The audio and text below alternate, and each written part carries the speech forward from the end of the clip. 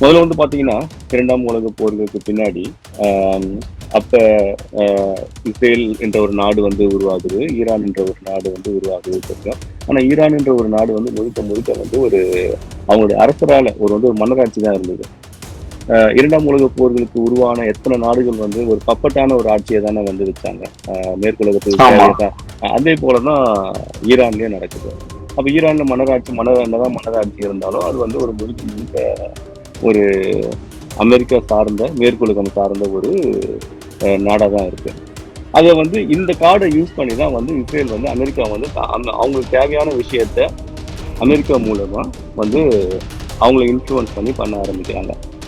உங்களுக்கு வந்து தெரியும். அப்ப கடைசியா ஈரான் மேல வந்து சாங்ஷன் போட்டது வந்து அதாவது பொருளாதார தடை அமெரிக்கா விதிச்சது வந்து பார்த்தீங்கன்னா, 2006ல வந்து விதிக்கிறாங்க.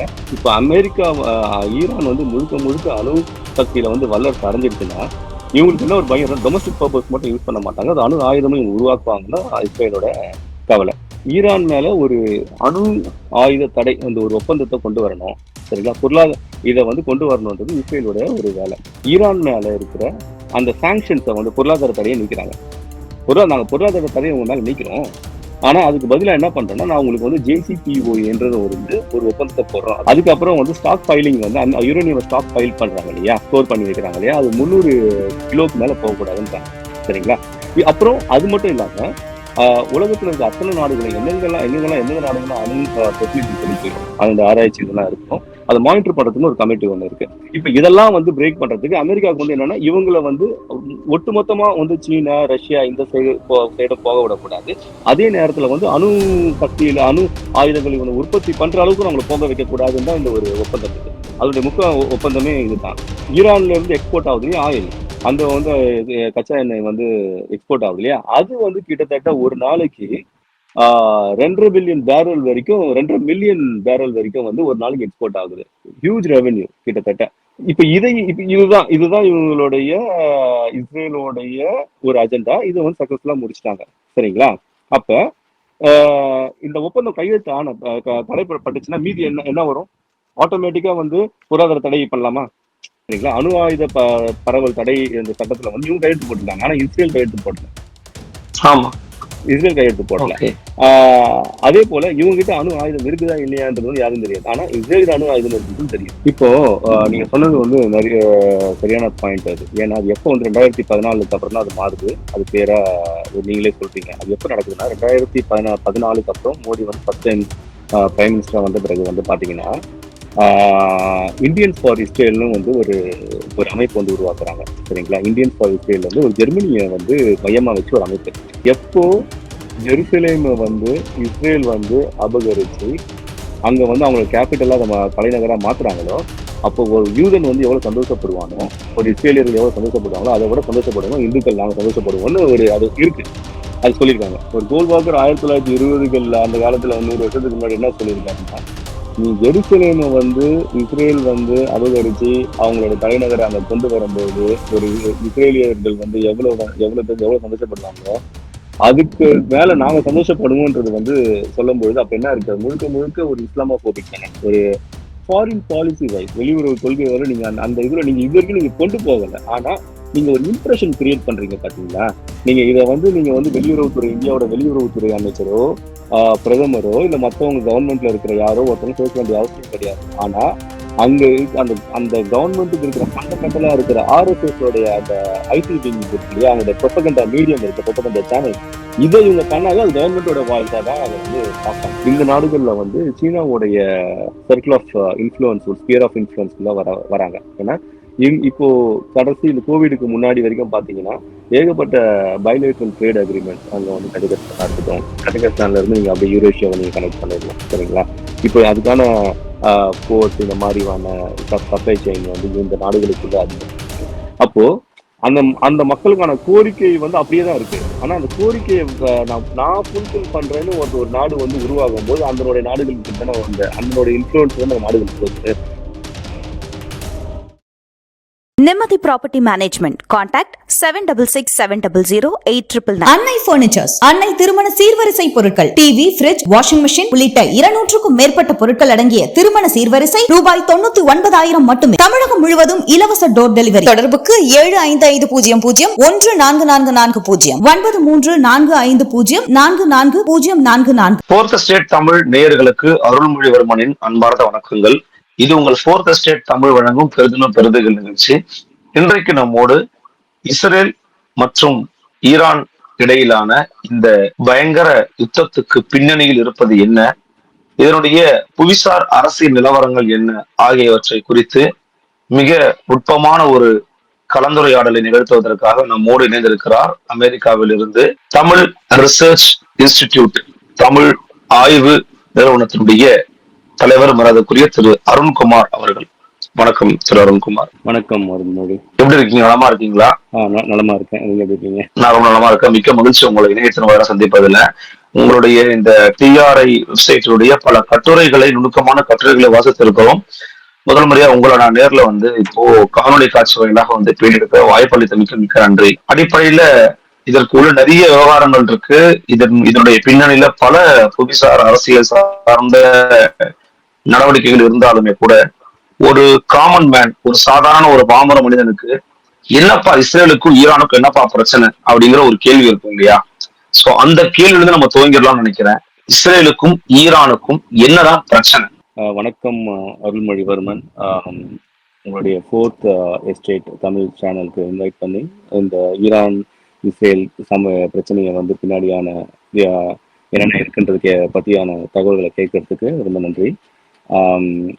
ஸோ இஸ்ரேல் ஈரான் பிரச்சனை நம்ம வெறும் நிறைய பேர் என்ன சொல்லுவாங்க, இது ஈரானுடைய ஆயிலை கொள்ளடிக்கிறதுக்காக அமெரிக்கா பண்ண சதி, இல்லை இஸ்ரேலுக்கும் இந்த முஸ்லீம்க்கும் ஜூவிஸ்க்கும் நடக்கிற சண்டை இப்படின்லாம் சொல்லுவாங்க.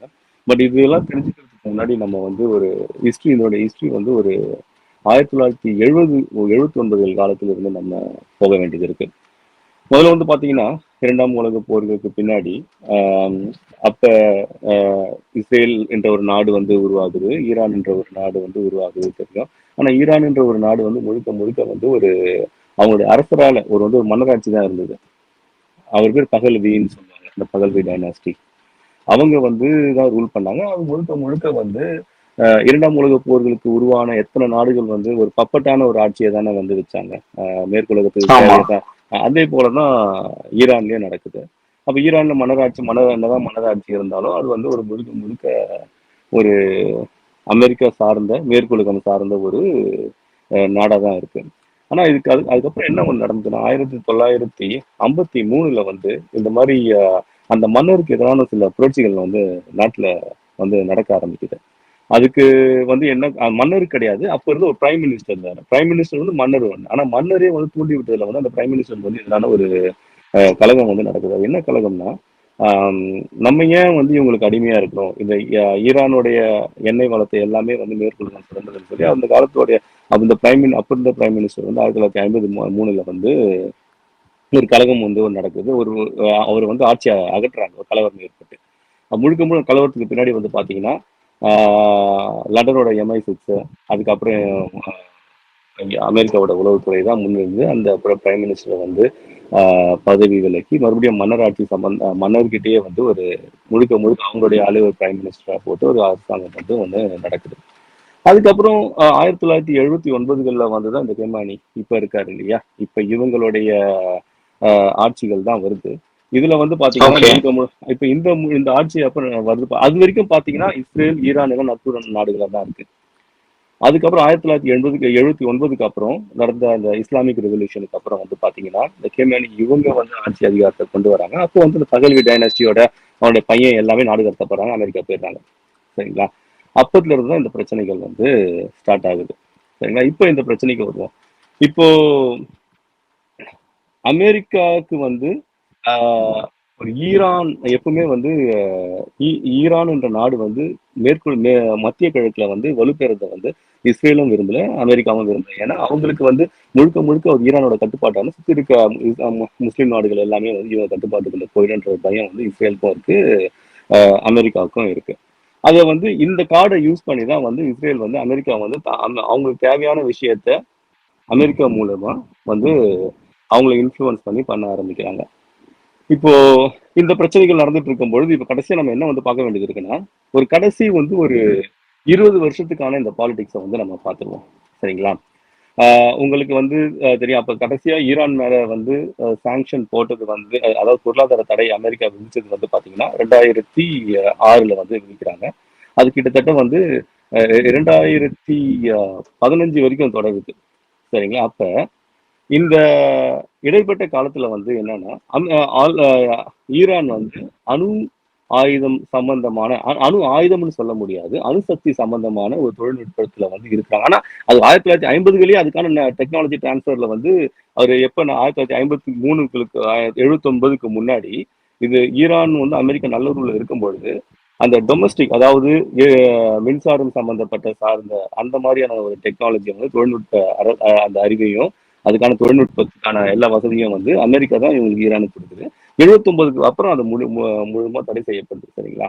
ஆனா அதுக்கப்புறம் இந்த 2000க்கு அப்புறம் வந்து பாத்தீங்கன்னா அமெரிக்காவை நம்பி இல்லாம பாகிஸ்தான்ல இருக்கிற பாகிஸ்தான்ல ஒரு கான் ஒருத்தர் அணுசக்தி துறை அறிஞர் அவர் வந்து பாத்தீங்கன்னா ஈரானுக்கான முழு அணு ஆயுதம் அந்த வளர்ச்சியா ஒரு அட்டாமிக் இது ஒரு இந்தியாவில் இருக்கிற மாதிரி இந்த பாபா அட்டாமிக் ரிசர்ச் சென்டர் மாதிரி இவங்க வந்து ஆரம்பிக்கிறாங்க.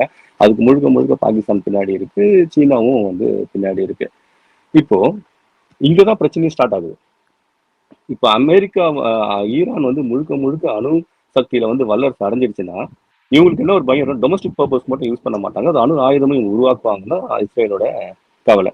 அப்போ அதை வந்து 2008ஆம் ஆண்டு அமெரிக்காவோட எலெக்ஷன் நடக்கும் பொழுது, அதாவது ஜார்ஜ் டபிள்யூ புஷ் முடிஞ்சு ஒபாமா ஜெயிக்கிறார் இல்லையா அந்த டைம்ல, அப்போ வந்து அப்ப இருந்த ரிபப்ளிக்கனோட பிரசிடென்ட் கேண்டிடேட் வந்து ஜான் மெக்கெயின், டெமோக்ராட்ல வந்து ஒபாமா இருக்காங்க. சரியா? அப்போ இந்த ஈரான் மேல ஒரு அணு ஆயுத தடை அந்த ஒரு ஒப்பந்தத்தை கொண்டு வரணும். சரிங்களா? பொருளாதார இதை வந்து கொண்டு வரணுன்றது இஸ்ரேலோட ஒரு வேலை. இதுக்கு வந்து இஸ்ரேல் சார்ந்த பல அமைப்புகள் அமெரிக்கால இருக்கு இல்லையா, அவங்க வந்து ஒயிட் ஹவுஸ் வரைக்கும் நல்லா இன்ஃப்ளூயன்ஸ் பண்ற டீம் இருக்கு. அதாவது ஐபேக்னு ஒரு குரூப் இருக்கு, American Israel political action committee. அதுக்கப்புறம் கியூஃபின்ற ஒரு அமைப்பு இருக்கு, கிறிஸ்டியன் யுனைடெட் ஃபார் இஸ்ரேல் ஒரு அமைப்பு. இவங்க எல்லாமே நல்ல லாபி பண்றாங்க, ஃபண்ட் பண்றாங்க ரிபப்ளிகன் வர்றதுக்கு. ஆனா ஜான் மெக்கெயின் வந்து அந்த எலெக்ஷன்ல தோத்து போயிடுறாரு, ஒபாமா வர்றாரு. ஒபாமா வரும்பொழுது 2008 வராங்க இல்லையா, அப்போ 15-16 வந்து ஒரு அவங்க என்ன பண்றாங்கன்னா ஈரான் மேல இருக்கிற அந்த சாங்ஷன்ஸை வந்து பொருளாதார தடையை நீக்கிறாங்க. நாங்க பொருளாதார தடையை உங்க மேல நீக்கிறோம், ஆனா அதுக்கு பதிலா என்ன பண்றோம்னா நான் உங்களுக்கு வந்து ஜேசிபிஓஏன்றது ஒரு ஒப்பந்தத்தை போடுறோம். ஜாயிண்ட் ஒரு இது இருக்கு, அதாவது ஜேசிபிஓஏன்னு ஒண்ணு இருக்கு. சரிங்களா? அதோடைய முக்கிய அம்சம் வந்து என்னன்னா யுரேனியம் என்று இப்ப நீங்க வந்து அணு சக்தி நீங்க பண்றீங்கன்னா ஓரளவுக்கு தான் யுரேனியம் தேவைப்படும், என்ரிச் பண்ண வேண்டியது இருக்கும். அதுவே அணு ஆயுதம் பண்ணா நிறைய அதிகமான மடங்கு வந்து நீங்க பண்ண வேண்டியதா இருக்கும். அப்ப இவங்க என்ன பண்றாங்க, அதை லிமிட் பண்றாங்க. அது வந்து டொமஸ்டிக் பர்பஸ்க்கு மட்டும் நீங்க வந்து எப்படி லிமிட் பண்ணலன்னா அதுக்கான சில வரையறையை வந்து வைக்கிறாங்க. ஒண்ணு வந்து இவ்வளவு பர்சன்டேஜுக்கு மேல 3.67% மேல வந்து நீங்க வந்து யுரேனியம் வந்து என்ரிச் பண்ணக்கூடாது. அதுக்கப்புறம் வந்து ஸ்டாக் பைலிங் வந்து அந்த யுரேனியம் ஸ்டாக் பைல் பண்றாங்க இல்லையா, ஸ்டோர் பண்ணி வைக்கிறாங்க இல்லையா, அது 300 கிலோக்கு மேல போகக்கூடாதுன்றாங்க. சரிங்களா? அப்புறம் அது மட்டும் இல்லாம உலகத்துல இருக்க அத்தனை நாடுகளும் எந்தெந்த நாடுகளும் அணு ஃபெசிலிட்டிஸ் இருக்கோ அந்த ஆராய்ச்சி இதெல்லாம் இருக்கும், அதை மானிட்டர் பண்றதுக்கு ஒரு கமிட்டி ஒன்று இருக்கு. அது வந்து இன்டர்நேஷனல் அட்டாமிக் எனர்ஜி அசோசியேஷன் பேர் அதுக்கு. சரிங்களா? அவங்களுடைய மேற்பார்வை அடிக்கடி வந்து உங்களை பார்ப்பாங்க, அவங்க வந்து ஆடிட் பண்ணுவாங்க. இதெல்லாம் வந்து நீங்க அவங்களுடைய மேற்பார்வையில தான் எல்லாமே நடக்கணும் என்றதை பத்தி நிறைய கண்டிஷன்ஸ் இருக்கு. சரிங்களா? அப்ப இதுக்கு ஒத்துழைச்சிங்கன்னா உங்க மேல இருக்கிற பொருளாதார தடையை வந்து நீக்கிறோம்னு சொல்லிட்டு ஒபாமா அரசாங்கம் வந்து இதை பண்றாங்க. சரிங்களா? அப்போ ஒபாமா கொண்டு வந்த இந்த இது மூலமா இந்த ஜேசிபி ஒப்பந்தத்துல வந்து 6 நாடுகள் P5+1 சொல்லுவாங்க. எதுக்குன்னா செக்யூரிட்டி கவுன்சில் இருக்கிற 5 நாடுன்னு வச்சுங்களேன். சரிங்களா? அதாவது China, Russia, France, America, England plus ஜெர்மனியோட சேர்த்து ஈரானோட ஒரு ஒப்பந்தம். பல பல உலக நாடுகள் முன்னிலையில இந்த ஒப்பந்தம் வந்து நடக்குது செக்யூரிட்டி கவுன்சில்ல. 2016 இதுக்கான ஒப்பந்தம் வந்து போடப்படுது. அந்த டைம்ல வந்து அமெரிக்கா ஈரான் மேல இருந்த பொருளாதார தடையை வந்து அமெரிக்கா தூக்குது. இப்ப இதுதான் முக்கியமான ஒரு விஷயம். இப்ப இந்த பொருளாதார தடையை தூக்குனது மூலயமா என்ன நடக்குதுன்னா, அது வரைக்கும் இஸ்ரேலுடைய சேங்ஷன்னால மற்ற நாடுகள் எல்லாமே வந்து பொருளாதார தடைகளை இன்வெஸ்ட் பண்ணதுக்கு வந்து பயந்துருந்தாங்க. சரிங்களா? ஆனா இந்த தடை இல்ல அது வரைக்கும் வந்து இஸ்ரேல், அமெரிக்கா, ஈரான் இவங்களோட எந்த பிரச்சனையும் கிடையாது. ஒரு சுமூகமான பேச்சுவார்த்தை இருந்துச்சுன்னு சொல்ல வரீங்க இல்லையா? அது வரைக்கும் எந்த பிரச்சனையுமே கிடையாது.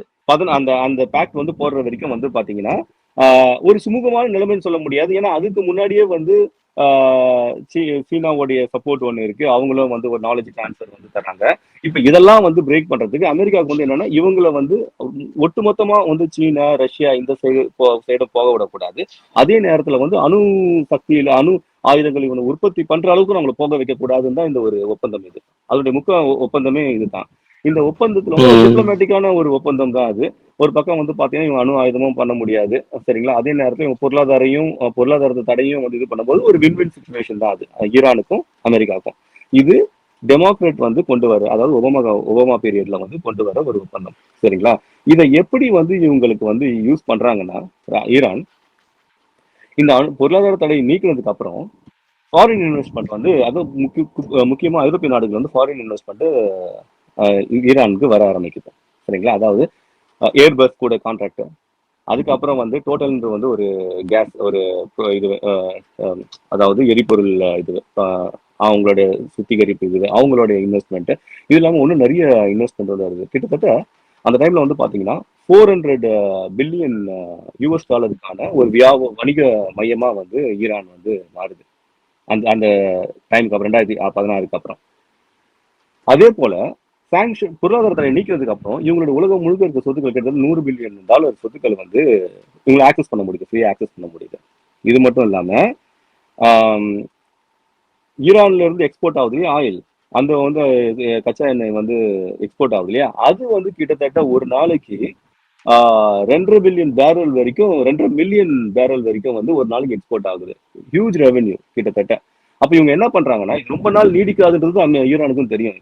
இது இந்த மாதிரி நம்ம பொருளாதாரத்துல வர்றதுல வந்து இஸ்ரேலுக்கு இது பிடிக்காதுன்றது அவங்களுக்கு தெரியும். அப்பதான் வந்து என்ன நடக்குது, இவங்க என்ன பண்றாங்க, இந்த 30% அப்போ அவங்களோட ரெவென்யூல 30% ஆஃப் ரெவென்யூ வந்து இவங்களோட மிசைல் டெக்னாலஜியும் மத்த இப்ப என்ன வந்து நீ அணு ஆயுதம் தானே செய்யக்கூடாது, மிக விட மாட்டீங்க இந்த ஒப்பந்தம் மூலயமா.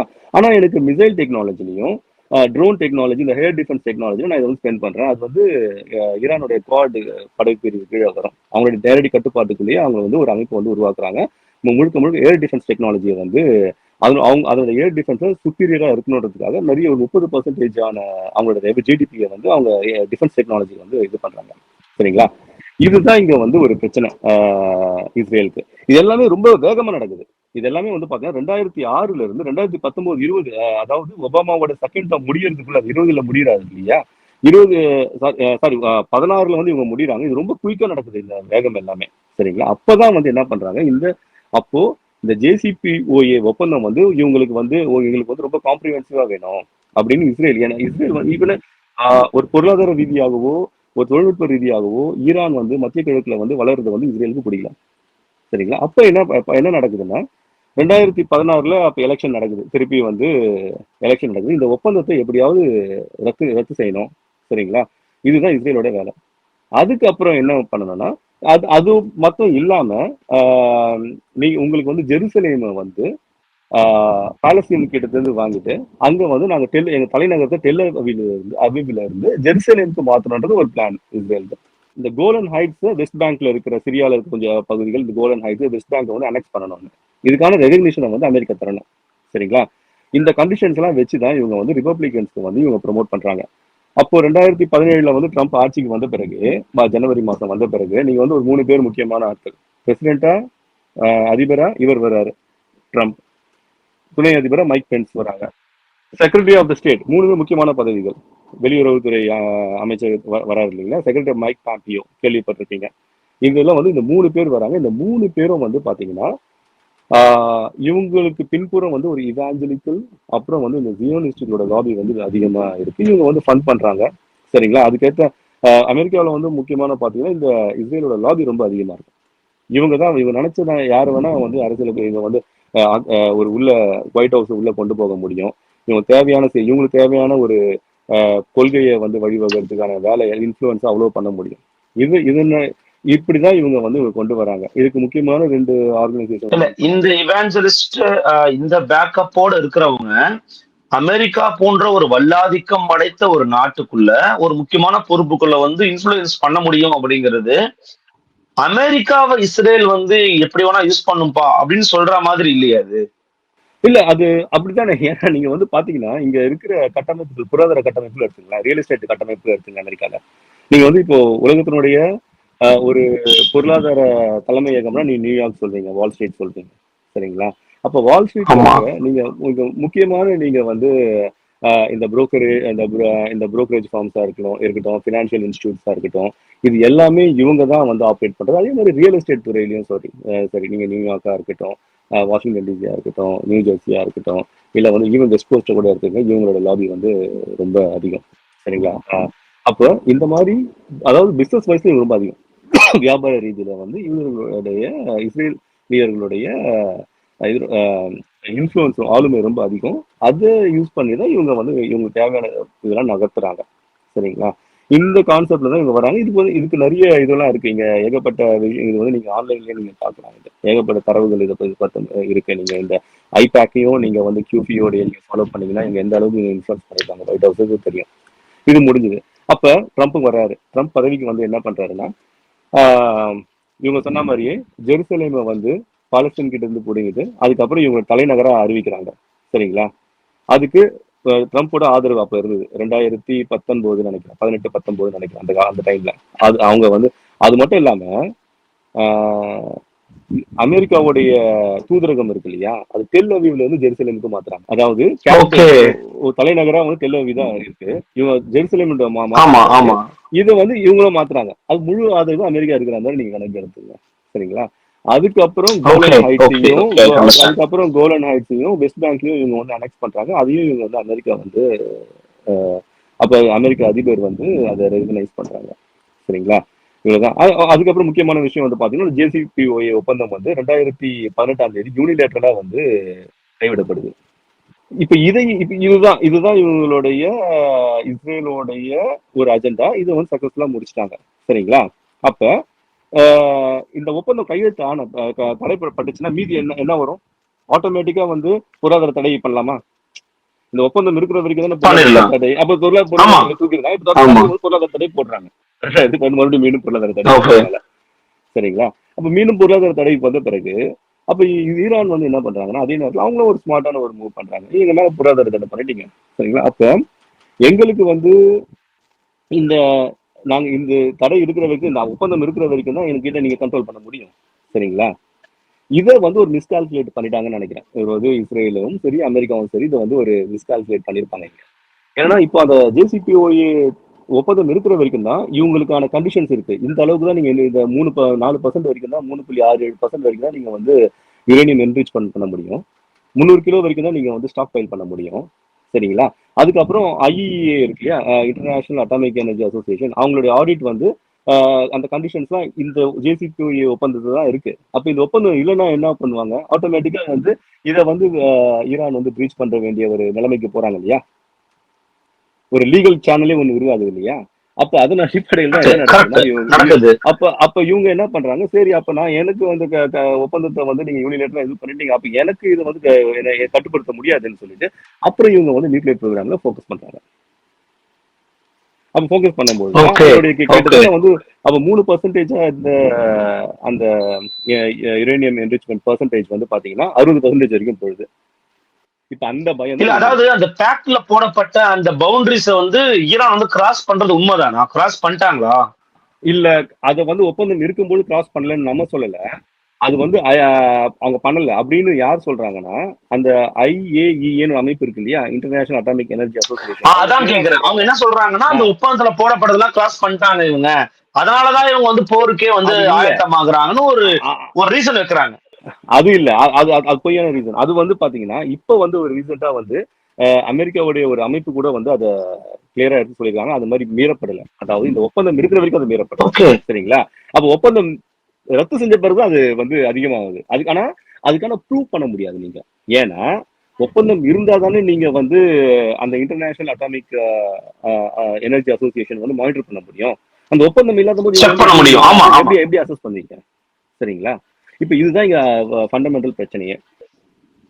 இதுதான் ஃபண்டமெண்டல் பிரச்சனை. அப்போ திரும்பி இப்போ வந்து என்ன நடக்குதுன்னா, இதே டைம்ல வந்து இவங்க இது வந்து இவங்களுடைய கோரிக்கை வந்து இஸ்ரேலோட கோரிக்கை வந்து என்ன இருக்குன்னா, இவங்க திருப்பி இவங்க அணு ஆயுதம் செய்ய இது பண்றாங்க. இது வந்து எங்களை மட்டும் அழிக்காது, அமெரிக்காவும் இல்லை டார்கெட் ஆகும்னு ஒரு இது சொல்றாங்க இல்லையா?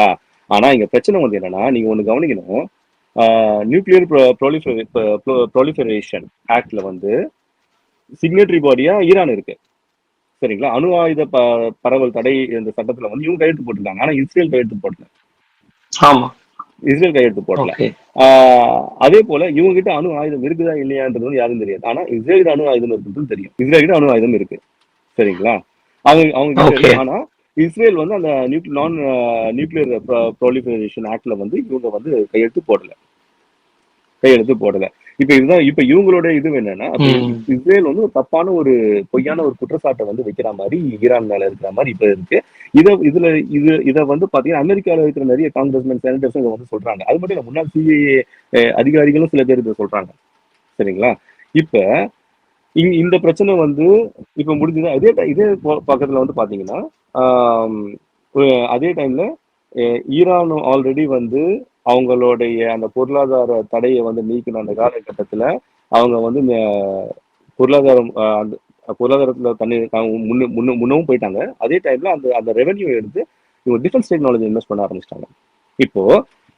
இப்ப என்ன ஒரு பிரச்சனை, இப்ப ட்ரம்ப் வந்து நான் வந்து ஒரு டீல் போடுறேன்னு ஒரு 60 நாள் டைம் கொடுத்தேன்னு சொல்றாரு இல்லையா? அது என்ன டீல்னா, இவங்க வந்து அமெரிக்க அதிபர் வந்து என்ன தேவைன்னா ஒரு காம்ப்ரிஹென்சிவ் டீல். அதாவது முன்னா இருந்த டீல்ல வந்து வெறும் இதை மட்டும் தான் போடுறோம். சரிங்களா? வெறும் நியூக்ளியர் சம்பந்தப்பட்ட இதுதான். ஆனா இப்ப அப்படி கிடையாது.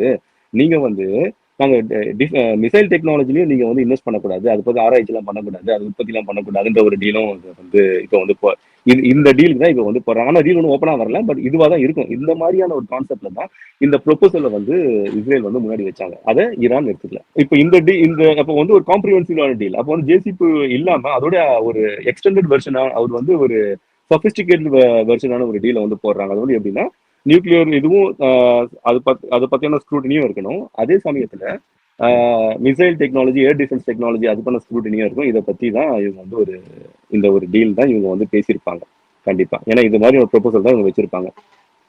அதுக்கு ஈரான் வந்து அதுக்கு வந்து அவங்க சம்மதம் தெரிவிக்க மாட்டாங்கன்னு நினைக்கிறேன். ஏன்னா அந்த காலகட்டம் வேற, இப்ப 10 வருஷத்துக்கு முன்னாடி இருந்த காலகட்டம் வேற, இப்போதைக்கு இருந்த காலகட்டம் வேற. இப்ப அமெரிக்காவுக்கு ஈக்குவலா சீனாவும் வந்து பொருளாதாரத்துல முன்னாடி இருக்கு. இன்னைக்கு சீனாவுடைய சப்ளை செயின் வந்து அங்க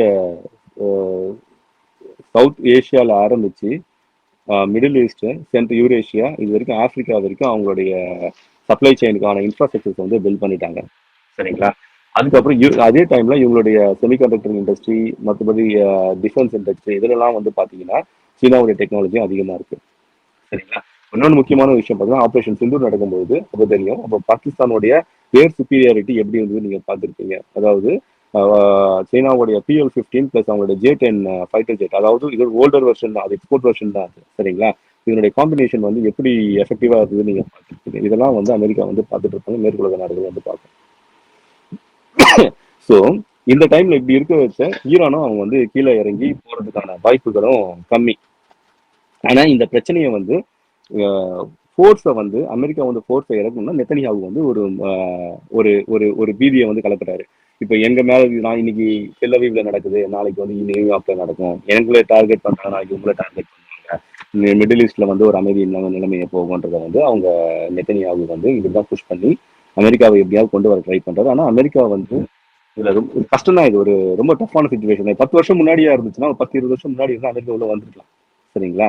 ஏன்னா அன்னைக்கு வந்து சுப்பீரியாரிட்டி அவங்க மட்டும், எக்கனாமிக்கலும் சரி, டெக்னாலஜிக்கல், ஏர் டிஃபென்ஸ் பார்த்தீங்கன்னா அவங்க தான் முன்னுக்கு இருக்காங்க. இன்னைக்கு யாருமே வந்து இன்னைக்கு வந்து பாத்தீங்கன்னா ஒரு பேலன்ஸ் ஆயிருக்கு. வந்து பாத்தீங்கன்னா குளோபல் பவர் வந்து எக்கனாமிக்கலையும் டெக்னாலஜிக்கலி இந்த டிஃபென்ஸ் வாய்ஸ் வரைக்கும் வந்து ஒரு பேலன்ஸ் ஆயிருக்கு.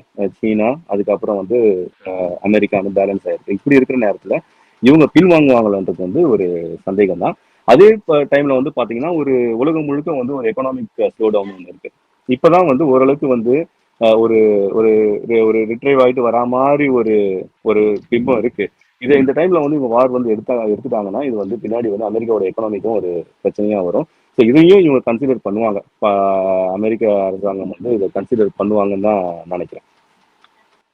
சரி, இதுல எனக்கு இன்னொரு சந்தேகம் இருக்கு. நீங்க வந்து அமெரிக்கா, இஸ்ரேல் இது எப்படி டீல் பண்றாங்கன்னு சொல்லிட்டீங்க. நம்ம இந்தியன் கான்டெக்ஸ்ட பத்தி நான் கேட்கணும். ஏன்னா இதற்கு முன்பாக யூபிஏ கவர்மெண்ட், யூபிஏ டைம்லாம் வந்து பாத்தீங்கன்னா இஸ்ரேல் பாலஸ்தீன் விவகாரத்தின் போது கூட ப்ரோ பாலஸ்தீன் ஸ்டேட் தான் கிட்டத்தட்ட எடுத்திருந்தாங்க. அந்த மாதிரி நிலைப்பாடு எடுத்திருந்தாங்க. ஆனா ஆஃப்டர் மோடிஸ் ரெஜிம் வந்து பாத்தீங்கன்னா கிட்டத்தட்ட நம்ம வந்து அந்த ப்ரோ பாலஸ்தீனம் எடுக்கிற மாதிரியான ஒரு சுச்சுவேஷன் ஓப்பனா தெரியல. இந்த விவகாரத்திலயும் வந்து பாத்தீங்கன்னா இவங்க வந்து இஸ்ரேலுக்கு எதிரான ஒரு நிலைப்பாட்டை ஐநால கூட எடுக்காம இருக்கிறாங்க. அந்த வாக்களிப்பையே புறக்கணிக்கிறாங்க அப்படிங்கறத நம்ம வந்து பாக்குறோம். அப்போ இந்தியாவோட நிலைப்பாடு அப்படிங்கிறது எப்படி புரிஞ்சுக்கிறது? ஏன் இந்தியா அந்த மாதிரி நிலைப்பாடு எடுக்கிறாங்க? இது சாதகமா பாதகமா இன்டர்நேஷனல் லெவல்ல?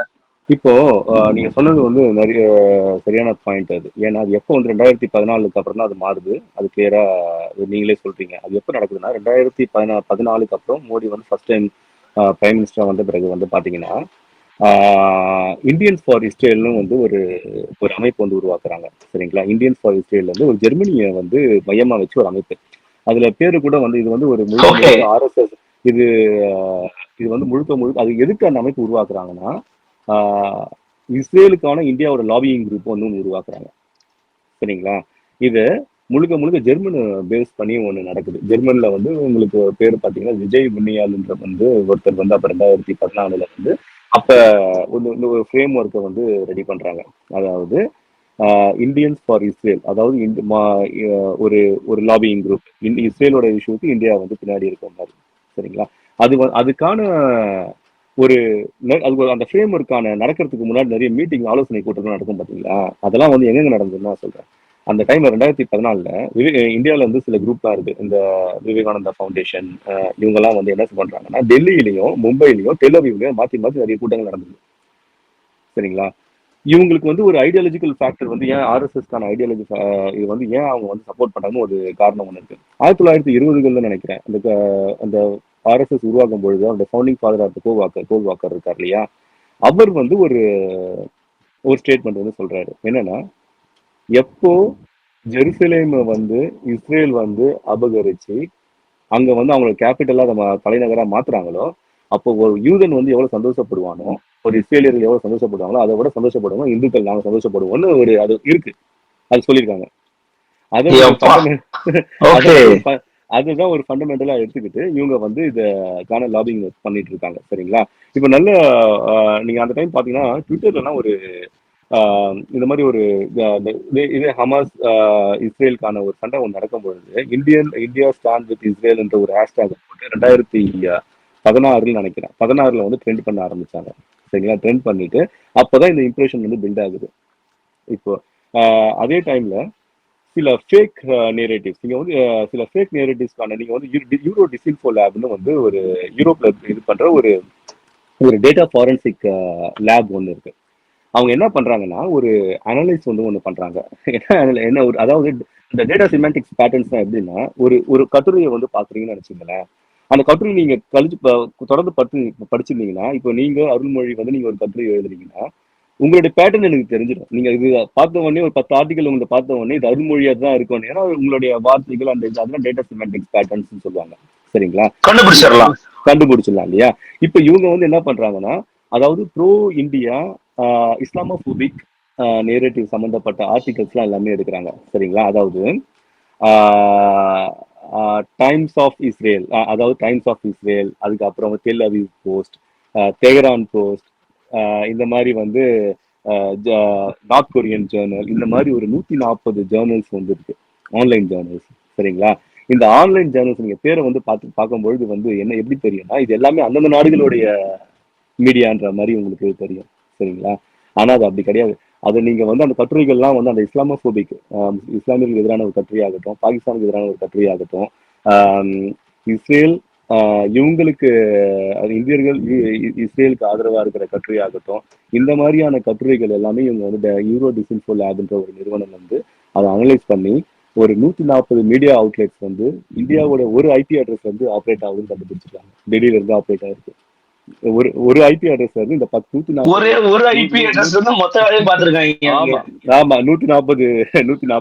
அதை வந்து நாங்க தமிழர் ஆய்வுக்கூடம் வந்து ஒரு கட்டுரை எழுதியிருக்கோம். அதை பத்தி டிசின்ஃபோ பத்தி உங்களுக்கு எழுதியிருக்கோம். அதுல வந்து அதோட ரெஃபரன்ஸா இருக்கு, நீங்க போய் பார்க்கலாம் அது. சரிங்களா? ஸோ இந்த மாதிரியான ஒரு இஸ்லாமோபோபிக், அதாவது இந்த இஸ்லாமோபோபிக்ல இஸ்ரேலும் அலைன் ஆகுறாங்க, இந்துத்துவா குரூப் அலைன் ஆகுது இல்லையா? இப்ப இந்த அலைன்மெண்ட்ல தான் இவங்க வந்து ஒன்னா சேர்றாங்க. அதுக்கப்புறம் என்ன நடக்குதுன்னா, நீங்க சொன்னீங்க 2014 வரைக்கும் நம்ம வந்து யூஎன்ல கூட வந்து ப்ரோ பாலஸ்தீன் ஸ்டாண்ட் தான் இருந்தோம். ஆனா 2014 அப்புறம் அது மாறுது. இதுக்கான ஒரு எக்ஸாம்பிள் வந்து என்னன்னா, 2016 அப்போ வந்து இஸ்ரேல் வந்து பாலஸ்தீன்ல இருக்கிற ஒரு என்ஜிஓ, ஒரு ஹியூமன் ரைட்ஸ் என்ஜிஓக்கு வந்து ஒரு அந்த என்ஜிஓ தடை செய்யணும்ன்றது ஒரு தீர்மானத்தை வந்து கொண்டு வராங்க. சரிங்களா? அதுல ஆசியால இருக்கிற எந்த நாடுமே அதுக்கு இஸ்ரேலுக்கு ஆதரவா கையெழுத்து போடல. ஒரே ஒரு நாடு இஸ்ரேலுக்கு ஆதரவா கையெழுத்து போட்ட நாடு இந்தியா, 2016 அந்த என்ஜிஓக்கு எதிராக. ஸோ இதுவும் வந்து இப்ப என்ன இங்க நடக்குதுன்னா, அப்ப இவங்க கொண்டு போற நேரடிவ் வந்து வெறும் இந்தியன்ஸ் மட்டும் கொண்டு போற, இந்துக்கள் வந்து நீங்க வந்து ஆன்லைன் இந்த ப்ரொபகண்டா இதெல்லாமே பாத்தீங்கன்னா, ட்விட்டர்லயும் ஃபேஸ்புக்லயும் இதெல்லாம் பாத்தீங்கன்னா, அதாவது 150 கோடி இந்துக்களையும் வந்து நீங்க வந்து இஸ்ரேலுக்கு நாங்க வந்து சப்போர்ட் பண்றோம், ஆதரிக்கிறோம் என்ற மாதிரியான ஒரு பிம்பத்தை வந்து உருவாக்குறாங்க. இந்த மாதிரியான உருவாக்குறது வந்து பாத்தீங்கன்னா இந்தியாவுக்கு நல்லது கிடையாது. இந்தியா வந்து ஒரு மத சார்பற்ற நாடு. சரிங்களா? இதுல வந்து ஒரு இந்துக்கள் நீங்க இந்துக்கள் என்ற ஒரு டேர்மே வந்து பாத்தீங்கன்னா காலனைசர்ஸ் கொடுத்துருக்க அந்த டேர்ம். நீங்க எல்லாமே ஒரு டேக்ல வந்து கொள்ள முடியாது. ஏன்னா நீங்க வட இந்தியால வழிபடுற ஒரு இந்து என்பது வெளியிலிருந்து சூட்டப்பட்ட ஒரு பெயரான தவிர நம்முடைய பெயர் கிடையாது இல்லையா? ஆனா இத வந்து ஒட்டுமொத்தமா இவங்க வந்து ஒரு ஒரு ஒரு ஒரு ஒரு நேம் ஒரு கன்சாலிடேட் பண்ணி இந்த இது எல்லாமே வந்து நாங்க எல்லாமே வந்து ஒரு ஆதரவா இஸ்லாமோபோபிக்கா இருக்கிறோம், ப்ரோ இஸ்ரேலா இருக்குன்ற ஒரு நேரேட்டிவை வந்து கொண்டு போறது, இந்த மாதிரியான ஒரு டைரக்ஷன்ல கொண்டு போறது வந்து இந்தியாவுக்கு நல்லது கிடையாது. ஏன்னா பக்கத்துல இருக்கிற நாடுகள் எல்லாமே பாத்தீங்கன்னா இஸ்லாமிய நாடுகள் தான். சரிங்களா? இவங்களுக்கு ஒரு இப்போ இந்த மாதிரியான ஒரு நேரடிவை கொண்டு போற போது இந்தியர்களை வந்து ஒரு சர்வதேச அளவுல ஒரு அந்நியப்படுத்துற நிலைமை தான் வரும். நீங்க இப்பவே வந்து பாத்தீங்கன்னா, இது நாங்க 2020 வந்து கூட நாங்க சொல்லிட்டு இருந்தாங்க, அப்ப அவ்வளவு தெரியாது. இப்ப அப்படி கிடையாது. இன்னும் சோசியல் மீடியா வந்து ரொம்ப அதிகமா போயிட்டு இருக்கு, அதோட இன்ஃபுளுன்ஸ் ரொம்ப அதிகமா இருக்கு. போக போக போக இன்ஸ்டாகிராம்ல இருந்து, ஃபேஸ்புக்ல இருந்து, ட்விட்டர்ல இருந்து, யூடியூப்ல இருந்து பாத்தீங்கன்னா, அப்ப இந்த இது வந்து கொஞ்சம் கொஞ்சமா எக்ஸ்போஸ் ஆயிட்டு வருது. இந்த மாதிரியான ஒரு இமேஜை வந்து இந்தியா வந்து இஸ்ரேலுக்கு ஆதரவா இருக்குது, இந்த மாதிரியான ஒரு ஸ்டாண்ட் எடுக்கும்போது அது வந்து ஒட்டுமொத்த இந்தியருக்கு எதிராக தான் பார்வை இஸ்லாமிய நாடுகளுக்கு சார்பு வந்து எதிராக நம்ம திரும்பும். புரியுதுங்களா? ஒரு கொஸ்டின் இருக்கு சார். அதான், அதாவது இந்த ஆதரவு நிலைப்பாட்டுக்கு ஏதோ ஒரு வகையில RSS இந்துத்துவ கும்பலோட இந்த ஆன்டி முஸ்லிம் மைண்ட் செட், இஸ்லாமியர்களுக்கு எதிரான, சிறுபான்மையினருக்கு எதிரான அந்த மனநிலையும் ஒரு வகையில ஒரு காரணமா இருக்கா, இல்ல அதுதான் மெயின் காரணமா? இல்ல அது அப்படிதான் இருக்கும்னு நினைக்கிறேன். ஏன்னா நீங்க வந்து இப்ப யோசிச்சு பாருங்க, ஒரு கோல்வாக்கர் 1920 அந்த காலத்துல 100 வருஷத்துக்கு முன்னாடி என்ன சொல்லியிருக்காருன்னா, நீ ஜெருசலேமை வந்து இஸ்ரேல் வந்து அபகரிச்சு அவங்களோட தலைநகரை அங்க கொண்டு வரும்பொழுது ஒரு இஸ்ரேலியர்கள் வந்து எவ்வளவு சந்தோஷப்படுவாங்களோ அதுக்கு மேல நாங்க சந்தோஷப்படுவோன்றது வந்து சொல்லும் பொழுது அப்ப என்ன இருக்கு, முழுக்க முழுக்க ஒரு இஸ்லாமோபோபிக் தானே, ஒரு இஸ்லாமிய வெறுப்போடைய வெளிப்பாடை தான் நம்ம வந்து பார்க்க வேண்டியதா இருக்கு. வெறுப்பின் உச்சம், அது வெறுப்பின் உச்சமா தான் பார்க்க வேண்டியதா இருக்கு. இப்ப இது ஓகே. ஆனா நீங்க வந்து ஒரு ஃபாரின் பாலிசி வைஸ், வெளியுறவு கொள்கை வரை நீங்க அந்த இதுல நீங்க இது வரைக்கும் நீங்க கொண்டு போகல. ஆனா நீங்க ஒரு இம்ப்ரெஷன் கிரியேட் பண்றீங்க பாத்தீங்களா? நீங்க இதை வந்து நீங்க வந்து வெளியுறவுத்துறை, இந்தியாவோட வெளியுறவுத்துறை அமைச்சரோ பிரதமரோ இல்ல மத்தவங்க கவர்மெண்ட்ல இருக்கிற யாரோ ஒருத்தவங்க பேச வேண்டிய அவசியம் கிடையாது. ஆனா அங்க இருக்க அந்த அந்த கவர்மெண்ட்டுக்கு இருக்கிற ஃபண்டமெண்டலா இருக்கிற RSS உடைய அந்த ஐடி விங் இருக்கு இல்லையா, அவங்களோட ப்ரொபகண்டா மீடியம் இருக்கு, ப்ரொபகண்டா சேனல்ஸ், இதை இவங்க பண்ணாதான் அது கவர்மெண்டோட வாய்ஸா தான் அதை வந்து பார்ப்பாங்க. நீங்க என்னதான் சொல்லிக்கலாம், அது வேற நாங்க வேறன்னு சொல்லலாம். ஆனா இன்னைக்கு வந்து நீங்க சோசியல் மீடியால வந்து பார்க்கும்பொழுது இந்தியர்களை ட்ரோல் பண்ற அளவுக்கு வந்து போயிருக்குன்னா இதுதான் காரணம். இந்த மாதிரியான ஒரு பிரச்சனைகள் நீங்க எப்பவுமே ஃபாரின் பாலிசில வந்து நீங்க ஒரு மத அடையாளத்தெல்லாம் கொண்டு போக முடியாது. உங்க நாட்டுக்கு என்ன தேவை, உங்க பாதுகாப்பு, உங்களுடைய எல்லைக்குட்பட்ட பகுதியை பாதுகாப்புக்கு என்ன, பொருளாதார ரீதியா இதை பத்தி தான் நம்ம வந்து பார்க்கணுமே தவிர, நீங்க ஒரு மத ரீதியா வந்து போனீங்கன்னா மதம் எப்படின்னா மாறிப்பாங்க, எப்படி வேணா போய்ப்பாங்க. நீங்க வந்து பாத்தீங்கன்னா நாளைக்கு வந்து ஆஹ் ஈரான் வந்து ஒரு ஒரு ஈரானுக்கும் இஸ்ரேலும் வந்து பவர் பேலன்ஸ் ஒன்று நடக்கும் பொழுது இவங்களும் சமாதானமாயிட்டு போயிடுவாங்க. இவங்க 2 பேருக்குள்ள நாளைக்கு சமாதானம் வர 20-30 வருஷம் கழிச்சு அது நடக்கலாம். ஆனா இந்த இதுல நம்ம போய் பிரச்சனையில போயிட்டு இப்ப இந்துன்ற அடையாளத்துல நாங்க வந்து உங்களுக்கு நீங்க முஸ்லீம் நீங்களும் எதிரா இருக்கீங்க நானும் எதிரா இருக்கேன்னு சொல்லிட்டு இப்ப நீங்க போயிட்டு இந்த விஷயத்துல போறாங்க, நாளைக்கு ஒரு கட்டத்துல பிரச்சனை வரும். என்னவாக இருந்திருக்க வேண்டும், என்ன மாதிரி ஸ்டாண்ட் இந்தியா எடுத்திருந்தா அது நல்லதா இருந்ததுக்கும் நீங்க நினைக்கிறீங்க?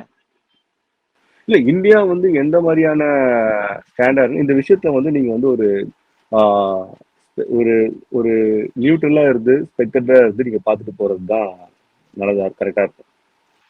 இது அவங்களுக்குள்ள நாளைக்கு வந்து ஆஹ் இது இந்த உலக இதை வந்து ஒரு ஜியோ பொலிட்டிக்கல் கேம். இது இந்த ஜியோ பொலிட்டிக்கல் கேம்ல யாருமே வந்து எதுவுமே வந்து இது பண்ணல. ஆனா நீங்க அப்பேற்பட்ட அமெரிக்காவே உள்ள வரது யோசிக்கிறாங்க இது நாள் வரைக்கும். நீங்க 2 நாளுக்கு முன்னாடி வந்து பாத்தீங்கன்னா கூட நான் டீல் கொடுத்தேன், இன்னைக்கு வந்து இப்போ நடந்த அமெரிக்கா ஒரு முடிவு உடனே எடுத்திருப்பாங்க. கொஞ்சம் கொஞ்சமா டிலே ஆயிட்டு இருக்கும்போதே இது தெரியுது இவங்களுக்கு ஒரு ஸ்லோ டவுன் நடந்துட்டு இருக்குது. இது கான்கிரீட்டா வந்து அமெரிக்காவே உள்ள போகாது. சரிங்களா? இந்த மாதிரியான டைம்ல நான் கவர்மெண்ட் வழி நம்ம வந்து எதுவுமே பார்க்கல. ஆனால் இந்த கவர்மெண்ட்டுக்கு பின்னாடி சொல்றதுக்கு அந்த ஆர்எஸ்எஸ் குரூப் வந்து இதை வந்து இது பண்றது வந்து இதுதான் வந்து தப்பான ஒரு இம்ப்ரெஷனை வந்து இந்தியர்களுக்கு மேல வந்து கொடுக்குறது. இல்ல இந்த ஆர்எஸ்எஸ் ஓட இந்த மூவ்மெண்ட்ஸ் வந்து இன்டர்நேஷனல் லெவல்ல மற்ற நாடுகளுடைய இன்டலெக்சுவல்ஸால கவனிக்கப்படுது நம்புறீங்களா நீங்க? கண்டிப்பா இல்லையா? அப்பதானே அதனாலதானே உங்களுக்கு வந்து இப்போ உங்களுக்கு வந்து இங்க மைனாரிட்டி ரிலிஜியஸ் மைனாரிட்டி மானிட்டரிங் ஒரு கவுன்சில் ஒன்று இருக்கு அமெரிக்கால. அது ஒயிட் ஹவுஸ்க்கு நேரடியா இருக்கிற ஒரு குரூப். அவங்க நிறைய வார்னிங்ஸ் வந்து கொடுத்துருக்காங்க இல்லையா? இந்த மாதிரி வந்து இந்தியாவில் ரிலீஜியஸ் ஃப்ரீடம் கிடையாது. டிராவல் அட்வைசரி நீங்க வந்து எவ்வளவு கொடுத்துருக்காங்க நீங்களே பாருங்களேன். உங்களுடைய மீடியாலே இருக்கு, எல்லாம் மீடியா இதுலயே வந்திருக்கோம் பாருங்க. நீங்க வந்து எவ்வளவு வந்து புல்லட்டின்ஸ்லயே வந்திருக்கோம், எவ்வளவு டிராவல் அட்வைசரி கொடுத்துருக்காங்க, இங்க கொடுத்து யூரோப்பியன் கண்ட்ரீஸ்ல கொடுத்துருக்காங்க. சரிங்களா? அதுக்கப்புறம் கனடா கொடுத்துருக்காங்க. இந்த மாதிரியான நிறைய இப்போ இது இல்லாம வந்து எப்படி இது நடக்கும்? அதே போல ஓகே, இதுல இன்னொரு கேள்வி சார். இன்னைக்கு ஹெட்லைன்ஸ் நம்ம பார்த்தோம் அப்படின்னா வந்து இவங்க 2 பேருக்கும் மத்தியில மத்தியஸ்தம் பண்ண நான் வரேன் அப்படின்னு குரல் கொடுத்திருக்கிறாரு விளாடிமிர் புட்டின். சோ புட்டினோட இந்த மூவ் எதுக்காக பண்றாரு? இதுக்கு பின்னாடி வேற ஏதாவது ரீசன்ஸ் இருக்குன்னா நீங்களே சொன்னீங்க அமெரிக்காவே இன்னும் உள்ள வரதுக்கு யோசிக்கிறாங்க தயங்குறாங்கன்னு சொல்லும் போது ரஷ்யா ஏன் உள்ள வரணும்? ரஷ்யா வந்து பாத்தீங்கன்னா ஒரு ப்ரோ ஈரான் மைண்ட் செட் தான் இருக்கிறாங்கன்னு ஒரு பேச்சு இருக்குது. உங்களுடைய பார்வை என்ன? இல்ல இது ரஷ்யா வந்து ப்ரோ ஈரான் மைண்ட் செட்ன்றதை விட அவங்களுக்குன்னு ஒரு சில அஜெண்டா இருக்கு. சரிங்களா? அதாவது கோல்டு வாரோட நீங்க ஒரு எக்ஸ்டென்ஷனா நீங்க வந்து பார்க்கணும். அதாவது எப்படின்னா நீங்க மிடில் ஈஸ்ட்ல வந்து ஒரு பேஸ் அமெரிக்காவுக்கு தேவை, அது வந்து இஸ்ரேல்னு வச்சுங்க. சரிங்களா? அந்த இஸ்ரேல் எவ்வளவு ஸ்ட்ராங்கா இருக்கோ அது வரைக்கும் இவங்க வந்து மிடில் ஈஸ்டை கண்ட்ரோல் பண்ற வரைக்கும் ரஷ்யாவால ஒன்றும் பண்ண முடியாது. சரிங்களா? அந்த அந்த அவங்க லூஸ் பண்ண அந்த ஹெஜ்மோனிக்கல் வேல்யூவை வந்து திருப்பி ரீகைன் பண்றதுக்கான ஒரு ஆப்பர்ச்சுனிட்டியை அதை பாக்குறாங்க அவங்க. சரிங்களா? இப்போ வந்து அது மட்டும் இல்ல, இப்ப நீங்க வந்து ரஷ்யா மேல நீங்க அதாவது நீங்க வந்து ஒரு சூப்பர் பவரா இருக்கும்பொழுதுதான், நீங்க ஸ்ட்ராங்கா இருக்கும்பொழுதுதான் உங்க பக்கத்துல இருக்க நாடுகள் எல்லாமே உங்களோட சேருவாங்க. சரிங்களா? உதாரணம் நான் ஒண்ணு சொல்றேன்னா, சோவியத் உடையும் பொழுது, சரிங்களா, 1990களில் சோவியத் உடையும் பொழுது சோவியத் சேட்டலைட் அது வந்து ஒரு கிட்டத்தட்ட 16 நாடுகளா உடையுது பாத்தீங்கன்னா யூரேஷியால. லாட்வியா, லித்துவேனியா இந்த மாதிரி நாடுகள்லாம் உடையுது இல்லையா? அதுக்கான காரணம் வந்து நீங்க என்ன நினைச்சீங்க? அன்னைக்கு வந்து ப்ரொபகண்டா வந்து என்னவா இருந்தது? மேற்கு உலக நாடுகளுடைய ப்ரொபகண்டா வந்து எப்படி இருக்கு? அதாவது நீங்க சோவியத் யூனியன்ல ஒன்னா இருக்கும் வரைக்கும் உங்களுடைய எக்கனாமிக்கோட பொருளாதார முன்னேற்றம் என்ன நடந்ததா? வாழ்க்கை தரம் முன்னேறதா? படிப்பு, மற்ற மருத்துவம், சுகாதாரம் இந்த மாதிரியான இதுல வந்து நாடுகள் முன்னேறிச்சான்றது வந்து ஒரு வளர்ச்சின்ற ஒரு ப்ரொபகண்டாவை வச்சுதான் வந்து அது சோவியத் வரையுது. சரிங்களா? இப்ப அந்த பிரிஞ்சுகள் ஆனா 90கள் அது உடைஞ்சு இப்ப 2025 கிட்டத்தட்ட வந்து 30 வருஷம் கிட்ட ஆயிடுச்சு. சரிங்களா? 30 வருஷம் 30 வருஷத்துக்கு மேலே ஆயிடுச்சு. சரிங்களா? இந்த 30 வருஷத்துல இதே அந்த ஃபார்மர் சோவியத் சேட்டலைட் ஸ்டேட்னு சொல்றாங்க இல்லையா, அந்த உடஞ்ச லாட்வியா, லித்துவேனியா இந்த மாதிரியான நாடுகள்ல பொருளாதாரம் முன்னேறி இருக்கானா? கிடையாது. வறுமை ஒண்ணுமே இருக்கு. சரிங்களா? ஆனா அப்ப அது எந்த பர்பஸ்க்காக அது உடைஞ்சதோ அது நாடுகளுக்கு உடைஞ்சதோ அதுக்கான அந்த பர்பஸ் வந்து மீட் ஆகல. அதுக்கான காரணம் வந்து என்னன்னா அமெரிக்காவும் அந்த பர்பஸை வந்து மீட் பண்ண விடல. அப்போ என்ன இந்த அப்போ வந்து இந்த நாடுகள் எல்லாமே வந்து பாத்தீங்கன்னா இப்போ கொஞ்சம் கொஞ்சமா வந்து பாத்தீங்கன்னா இந்த நாடுகள்ல வந்து சீனாவுடைய சர்க்கிள் ஆஃப் இன்ஃப்ளூயன்ஸ், ஒரு ஸ்பியர் ஆஃப் இன்ஃப்ளூயன்ஸ்ல வராங்க. ஏன்னா இப்போ கடைசி இந்த கோவிடுக்கு முன்னாடி வரைக்கும் பாத்தீங்கன்னா ஏகப்பட்ட பைலேட்ரல் ட்ரேட் அக்ரிமெண்ட்ஸ் அங்க வந்து கஜகஸ்தானா இருக்கட்டும், கஜகஸ்தான்ல இருந்து நீங்க அப்படியே யூரேஷியாவை நீங்க கனெக்ட் பண்ணிடலாம். சரிங்களா? இப்போ அதுக்கான போர்ட்ஸ் இந்த மாதிரியான சப்ளை செயின் வந்து இந்த நாடுகளுக்குள்ள அதிகமா இருக்கு. அப்போ அந்த அந்த மக்களுக்கான கோரிக்கை வந்து அப்படியே தான் இருக்கு. ஆனா அந்த கோரிக்கையை நான் ஃபுல்ஃபில் பண்றேன்னு ஒரு நாடு வந்து உருவாகும் போது அதனுடைய நாடுகளுக்கு தானே அதனுடைய இன்ஃப்ளூயன்ஸ் தானே நாடுகளுக்கு போகுது. இப்போ இந்த பயம் வந்து எல்லாத்துக்கும் இருக்கும். இதே போல இப்ப நான் ஸ்ட்ராங்கா இருந்தாதான் இந்த நாடுகள் என்கிட்ட இருக்கும். நான் வந்து என்னுடைய பவரை லூஸ் பண்ணும்பொழுது இந்த நாடுகள் மறுபடியும் வந்து அமெரிக்கா கிட்டயோ அமெரிக்கா கிட்ட போகும், இல்ல சீனா கிட்ட போகும், இல்ல ரஷ்யா கிட்ட போகும். இதுக்கான காம்படிஷன் தான். இதுதான் எஜிமோனிக்கல் பவர். இந்த எஜிமோனிக்கல் பவரை ரீடைன் பண்றதுக்கான ஒரு ஸ்பேஸா வந்து அமெரிக்காவும் பார்க்குது, சீனாவும் பார்க்குது. ஒரு வேலை அமெரிக்காவும் சீனாவும் இதை பத்தி பேசலன்னு வச்சுங்களேன், அப்ப இவங்களுடைய கிரெடிபிலிட்டி, இவங்களுடைய பைலேட்ரல் ட்ரேட் டைப் தான் பண்ணிட்டு வராங்க இல்லையா இவ்வளவு நாள். இப்ப இதுக்கான கிரெடிபிலிட்டி உடஞ்சு போயிடும், நாடுக்கான கிரெடிபிலிட்டி உடஞ்சு போயிடும். அப்ப திருப்பி இது எங்க போகும்னா திருப்பி எங்க போகும்னா திருப்பி அமெரிக்கா வந்து மறுபடியும் ஒரு 100 வருஷம் வந்து ஒரு வெஸ்டர்ன் ஹெஜிமோனிக்கல் வேல்யூ நோக்கி போகும். அதை வந்து ரஷ்யா விரும்பாது, சீனாவும் விரும்பாது. அதுதான் நீங்க வந்து ஜிஜிங்கோட இவங்களுடைய நேற்று பேட்டியை பாத்தீங்கன்னா தெரியும். அமெரிக்கா எல்லாமே இந்த உலகம் இயங்கும் மாதிரி ஒரு ஸ்டேட்மெண்ட் ஒண்ணு கொடுத்தாரு. அமெரிக்கா எல்லாமே இந்த உலகம் இயங்கும். அப்ப இதுதான். அப்ப என்ன ஒரு ஸ்டேட்மெண்ட் கொடுக்க ஆரம்பிக்கிறாங்கன்னா, இப்ப நாங்க ஆல்டர்னேட்டிவா வளர்ந்து வரோம், எங்களை நம்பி சில நாடுகள் வருது, இதெல்லாம் நாங்க கண்ட்ரோல் பண்ணுவோம் என்ற மாதிரியான ஒரு இமேஜ் வந்து கிரியேட் ஆகுது. சரிங்களா? இதுதான் வந்து ஒரு கேட்ச் 22 சிச்சுவேஷன் சொல்லுவாங்க. இது வந்து எப்படின்னா ஒரு இந்த விஷயத்தை ஆதரவா நோக்கி போறதா வேண்டாமா, ஈரானை பாக வச்சுக்கலாமா வேண்டாமான்றது வந்து அமெரிக்கா வந்து எடுக்குமா எடுக்காதான்ற நிலைமையில தான் இன்னைக்கு வந்து ஒயிட் ஹவுஸ்ல இருக்கிறாங்க.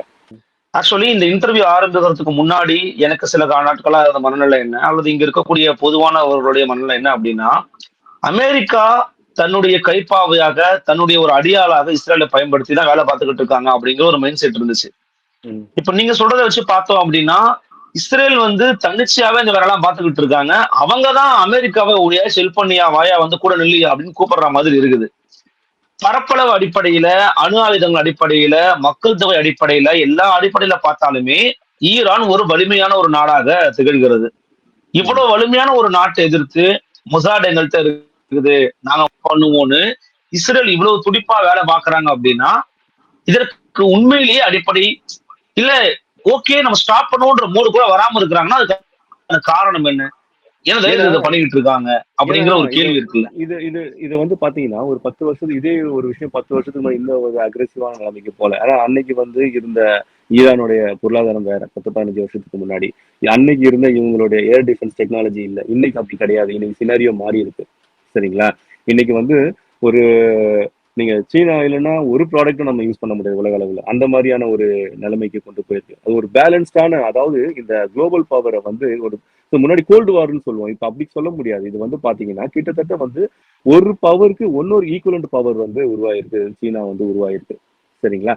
இப்ப அதனுடைய இது அத்தனை எஃபெக்டையும் வந்து இங்க ஈரான் என்ற ஒரு புள்ளியில வந்து கொண்டு வரும்போது அது ஒரு பூஸ்ட் பண்ணி இந்த டைம்ல நம்ம மிஸ் பண்ணிட்டா இவங்க வந்து ஒரு ரீஜனல் பவர் கொண்டு வந்துருவாங்க. இப்பவே வந்து பாத்தீங்கன்னா ஒரு மிடில் ஈஸ்ட்னாலே வந்து ஒரு இஸ்ரேல் என்ற ஒரு நாடு, அதை மத்தியா வச்சுதான் அரசியல் நடந்துட்டு இருக்கு. இன்னைக்கு பொருளாதாரமா இருந்தாலும் சரி, அதாவது அதுக்கப்புறம் தொழில்நுட்பமா இருந்தாலும் சரி, அவங்கதான் இந்த ஒரு 20 வருஷத்துக்கு முன்னாடி வரைக்கும். ஆனா இப்ப வந்து பார்க்கும்பொழுது இந்த மிசைல் டெக்னாலஜிலையும் பொருளாதாரத்திலையும் ஓரளவுக்கு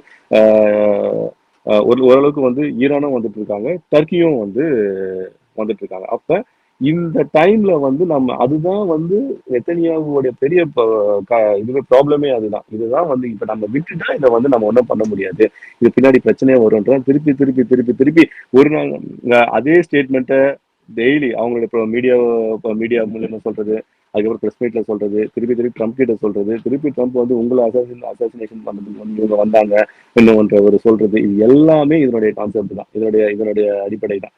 அதுதான் இவங்க திருப்பி புஷ் பண்ணிட்டு இருக்காங்க. ஆனா அமெரிக்கா வந்து அந்த மாதிரியான ஒரு தடாலடியா வந்து ஒரு முடிவு எடுப்பாங்கன்னா அது கஷ்டம். ஏன்னா பொருளாதார இப்பதான் சொன்னேன் இல்லையா, இந்த கோவிடுக்கு அப்புறம் இந்த பொருளாதார மந்த நிலை, ஏற்கனவே உக்ரைனுக்கு இவங்க ஃபண்ட் பண்ணி இன்ஃப்ளேஷன் அதிகமானது. இன்னைக்கு இன்ட்ரெஸ்ட் ரேட் வந்து கிட்டத்தட்ட ஒரு 4% இன்ட்ரெஸ்ட் ரேட் 4%க்கு போயிடுச்சு. இன்னைக்கு அந்த மீட்டிங் நடந்து இன்னைக்கு எவ்வளவு சொல்லிருக்காங்கன்னா, அதை வந்து இன்க்ரீஸும் பண்ணல, குறைக்கவும் இல்லை. அதனால வந்து ஒரு ஸ்டெடி ஸ்டேட்ல மெயின்டைன் பண்றாங்க. இப்படி இருக்கிற நிலைமையில இன்னொரு வார் கொண்டு வந்து ஆயில் பிரைஸை ஷூட் அப் பண்றது, இந்த மாதிரியான நிலைமைகள்லாம் வந்து சப்ளை செயின்ல பிரச்சனை வரும். நாளைக்கு வந்து அவங்க வந்து மெடிட்டோரியன் சீலையும் இந்த ஹர்மோஸ்லயும் ஸ்ட்ரெயிட்லயும் வந்து இவங்க பிளாக் பண்ணாங்கன்னா மறுபடியும் அமெரிக்கா ஒரு பெரிய சப்ளை செயின்ல பெரிய பிரச்சனைகள் வரும். இந்த இதெல்லாம் கன்சிடர் பண்ணுவாங்க. இதை பண்ணதுனாலதான் எனக்கு தெரிஞ்சு இது வந்து ஒரு முன்னாடி நாளே வந்து நாங்க வந்து 60 நாள் கொடுத்துட்டோம், இதுக்கப்புறம் வார் அப்படின்னு சொல்றது எல்லாமே கொஞ்சம் கொஞ்சமா எக்ஸ்டெண்ட் ஆயிட்டு ஒரு ஒரு நாளா எக்ஸ்டெண்ட் ஆயிட்டு போயிட்டு இருக்கு. இது ஓரளவுக்கு வந்து நியூட்ரலைஸ் ஆயிடும் தான் நான் பாக்குறேன் நான் ஓரளவுக்கு. ஏன்னா எந்த நாடுமே இப்ப வந்து சண்டை போறதுக்கு விரும்பல. ஏன்னா பொருளாதாரத்துல எல்லாம் ஒரு ஒரு கண்டினியூஸா இருக்குது. நீங்க சொல்ற எண்ணம் எனக்கு வந்து இங்க இருக்கிற பல பேர் கூட உருவாச்சு துவக்கத்துல. நியூட்ரலைஸ் ஆயிரம் போல இருக்கு. ஏன்னா அமெரிக்கா வந்து பேசுறாங்க, மற்றவங்களும் வாய்ஸ் கொடுக்குறாங்க. ஆனா ம். ஈரானோட ரெஸ்பான்ஸ் இப்படி இருக்கும்னு யார் எதிர்பார்த்தோமா? ஏன் அப்படின்னா முதல்ல சொன்னாங்க என்ன பாயிண்ட் ஆஃப் வியூ இருந்துச்சுன்னா, இஸ்ரேல் வந்து ஈரான் அழிச்சிருவாங்க போல் இருக்குப்பா, அமெரிக்காவும் சேர்ந்துடும் போல் இருக்குப்பா, ஈரான் அவ்வளவுதான்ற ஒரு பாயிண்ட் ஆஃப் வியூ இருக்க போது ஈரானோட பதிலடி தாக்குதல் அப்படிங்கிறது எல்லாருக்குமே ஒரு ஷாக்கிங்கா இருந்தது. அப்புறம் அதனுடைய அதி உயர் தலைவர் கொமேனி என்ன சொல்றாருன்னா, இஸ்ரேல் அழித்தொழிக்கப்பட வேண்டிய நாடு அப்படிங்கிற ஒரு இந்த நாடு இருக்கக்கூடாது, ஜியோனிஸ்டுகள் வந்து அழிக்கப்பட வேண்டியவர்கள் இப்படின்னு பேசுறாரு. வெளியில நியூஸ் வருது அப்படின்னா அப்ப ஈரான் விடுறதா இல்ல போல் இருக்குப்பா அப்படிங்கிற ஒரு மூடுக்கு வரும்போது எப்படி இது முடியும் நம்ம நம்புறது? இல்ல இது என்னன்னா அதே போலதான் இப்ப நீங்க வந்து பாத்தீங்கன்னா போன மாசம் வந்து என்ன நடந்தது, ஆபரேஷன் இப்ப இவங்க வந்து ஆபரேஷன் சிந்தூர்னு வந்து அடிச்சாங்க. நம்ம கூட வந்து தமிழ்நாட்டு மீடியால வந்து அடுத்த நாள் பாகிஸ்தான் மேப் இருக்குமா இருக்காதான்றதை வந்து எல்லாம் பேசி தள்ளி டிபேட் பண்ணிட்டு இருந்தாங்க. இல்லாமலாம் போகாது. சரிங்க, ஒரு நாடு ஈஸியா நீங்க அழிச்சிட முடியாது. சரிங்களா? ஆனா ஆஹ் திருப்பி வந்து அவங்களோட ஏர் ஸ்ட்ரைக், அதாவது it's not a dog fight. Dog ஃபைட்டா கண்ணுக்கு முன்னாடி பார்த்து அடிக்கிறது கிடையாது. Fight beyond the visual range, பிவிஆர்னு சொல்லுவாங்க. சரிங்களா? பியாண்ட் த விஷுவல் ரேஞ்ச் எல்லாமே வந்து இந்த மாடர்ன் டெக்னாலஜிக்கல் வார்ஃபேர் நடக்கிறது. இத்தனைக்கும் நீங்க வந்து லைன் ஆஃப் கண்ட்ரோல் யாருமே மீறல, அங்க இருந்தே அடிக்கிறது. சரிங்களா? அங்க இருந்து தான் வந்து இவங்களுடைய ரஃபேல் ஜெட் ஆகட்டும் இவங்க வந்து இது பண்ணாங்க. அது கடைசியில் இந்தியன் கவர்மெண்ட் அக்னாலஜ் பண்ணிட்டாங்க. சரிங்களா? இது எப்படி நியூட்ரலைஸ் ஆயிடுச்சு ஒரு பாயிண்ட் ஆஃப் டைம், 2 நாள்ல நியூட்ரலைஸ் ஆயிடுச்சு. ஏன்னா இவங்களுக்கு தெரியும் கண்டினியூஸா இந்த வார் வந்து 2 நாளுக்கு மேல போனா இழப்பு நம்ம 2 நாடுகளுக்கு தான். அதனால வந்து ஈஸியா வந்து இது நியூட்ரலைஸ் ஆயிடுச்சு. அதே சினாரியோ தான் இங்க. இங்க வந்து என்னன்னா கொஞ்சம் இது டைரக்டா வந்து ஒரு நீங்க வந்து நான் ரீஜனல் சூப்பர் பவர் இஸ்ரேல் வந்து ஒரு பெரிய நாடுன்னு ஒரு பிம்பம் வந்து கிரியேட் பண்ணிட்டாங்க இல்லையா, அதை வந்து ஒரு நாள் விட்டுட்டு போயிட முடியாது.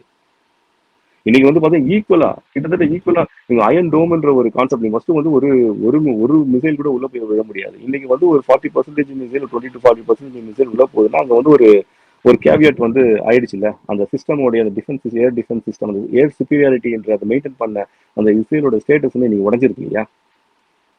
நீ உடஞ்சிட்டு இருக்கும் பொழுது அப்ப இவங்க வந்து ஓரளவுக்கு இந்த அக்ரேஷனை வந்து கொஞ்ச நாள் கண்டினியூ பண்ணிட்டு தான் இருப்பாங்க.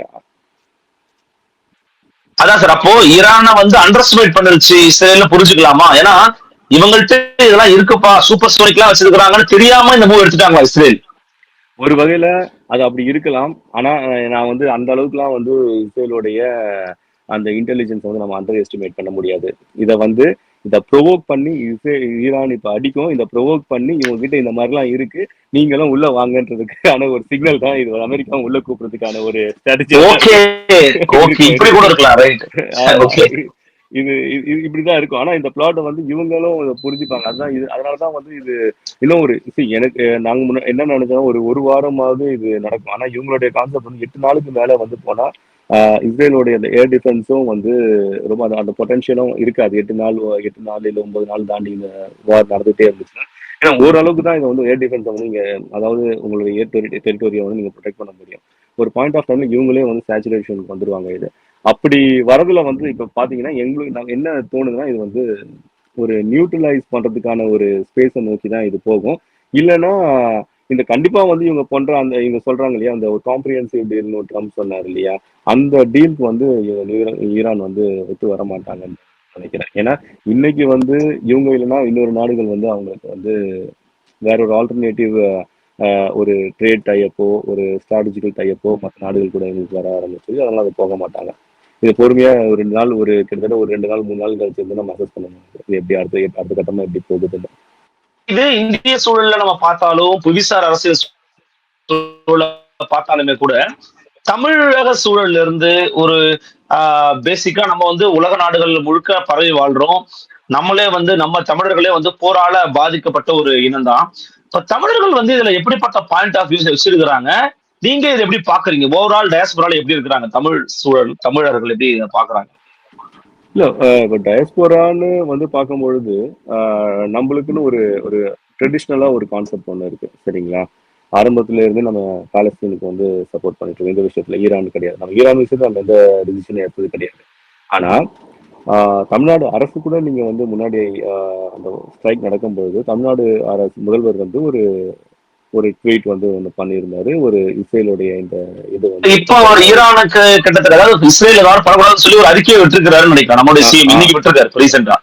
ஆமா. சோ அந்த அறிக்கையை பார்க்கும்போது காசாவுக்கு நம்ம வந்து பாலஸ்தீன் மக்கள் அந்த இதுக்கு ஆதரவு தான் இருக்கும். சரிங்களா? ஆனா இந்த ஒரு ஒரு இந்த மாதிரியான ஒரு குளோபல் அதாவது வந்து ஒரு குளோபல் பவர் நடக்கக்கூடிய சண்டையில நம்ம வந்து ஒரு ஸ்பெக்டேட்டரா இருந்து இதான் ஒரு ஹியூமனிடேரியன் கிரைசிஸ் நம்ம இந்த விஷயத்த பார்க்கணுமே தவிர நம்ம வந்து முழுசாலாம் நம்ம வந்து அதை பார்க்க வேண்டிய அவசியம் கிடையாதுன்னு தான். ஏன்னா இவங்க இன்னைக்கு வந்து இவங்க சேர்ந்துப்பாங்க. நம்மளுக்கு வந்து நாளைக்கு எதனா கிரைசிஸ் வரும்போது இந்த கிரைசிஸ் நம்ம போயிட்டு சிக்கிடக்கூடாது. அது கிரைசிஸ்ல போயிட்டு நம்ம சிக்கிறது வந்து நமக்கு இருக்காது. ஓகே. இந்த இந்த இந்த போர் அப்படிங்கிறது இந்த கிட்டத்தட்ட போர் சூழல் அப்படிங்கறதா இருக்குன்னு சொல்றாங்க. இது முடிவுக்கு வரணும் அப்படின்னா யார் இறங்கி வந்தா இந்த முடிவுக்கு வரும் நீங்க நம்புறீங்க? இப்போ இறங்கி இப்போ வந்து பார்த்தீங்கன்னா இது ஒரு ஈகோவுக்கான ஒரு பிளாட்ஃபார்ம்ல போய் நின்றுச்சு இது. சரிங்களா? இப்போ நெத்தன்யாகு இது வந்து ஒரு நெத்தன்யாகு கெமனி அதுக்கப்புறம் வந்து ட்ரம்ப் இது வந்து ஒரு இப்படியான போய் நிற்கிறது. இது வந்து எப்படி போய் அதுதான் சொல்றேன். இதனுடைய எக்ஸிட் பாயிண்ட் இதனுடைய எக்ஸிட் ஸ்ட்ராட்டஜி வந்து என்னவா இருக்கும்னா ஒரு டிப்ளமேட்டிக் எக்ஸிட் ஸ்ட்ராட்டஜியை வந்து அமெரிக்கா முன்வைக்கும் தான் தோணுது. இது வந்து இவங்க அமெரிக்காவோட இப்போ நிறைய நியூஸஸ்லாம் வருது. ஆனா அமெரிக்கா வந்து கொஞ்சம் பயமுறுத்துவாங்க. இவங்களுடைய ஃபிளீட்ஸ்லாம் இப்போ வந்து மெரிடோரியன் சீஸ்ல மூவ் ஆயிட்டு இருக்குன்ற மாதிரி சில நியூஸஸ்லாம் வந்துட்டு இருக்கு. ஆனா அது அமெரிக்காவோட போர்க்கப்பல் அமெரிக்காவோட மற்ற விவகாரங்கள்லாம் அந்த மத்திய கிழக்கு பகுதியில் நிப்பாட்டுறாங்கன்னா அது ஈரானுக்கு எதிராக தான் அவங்க ஒர்க் பண்ண போறாங்க அப்படிங்கிற மாதிரி செய்திலாம் பரவுச்சு. ஆமா அது அது பயமுறுத்துறதுக்காக இருக்கலாம். இப்போ 2 நாள் முன்னாடி கூட வந்து ஒரு ஏர் அட்டாக் சொன்னாங்க. ஆனா அது ஏர் ரைடா முடிஞ்சுது. சரிங்களா? ஈரான் தெஹ்ரானுடைய வான்பரப்புல. ஆனா சண்டை போடுற மாதிரிலாம் வந்து எதுவுமே இருக்காது. இப்போ வந்து பாத்தீங்கன்னா இவங்க வந்து ஒரு ஈரான் வந்து ஒரு ஹைப்பர்சோனிக் மிசைல்ஸ் கூட இவங்க வந்து பண்ணியிருக்காங்க. ஸோ இந்த அசஸ்மெண்ட்டை வந்து எப்படின்னா உங்களுடைய ஆப்போனன்ட் வந்து உங்களோட ஸ்ட்ராங் ஆகிட்டா இருக்கான்னு நினைச்சிங்களேன். அப்போ ஒரு பாயிண்ட் ஆஃப் டைம் நம்ம என்ன பண்ணுவோம் வேண்டாம்.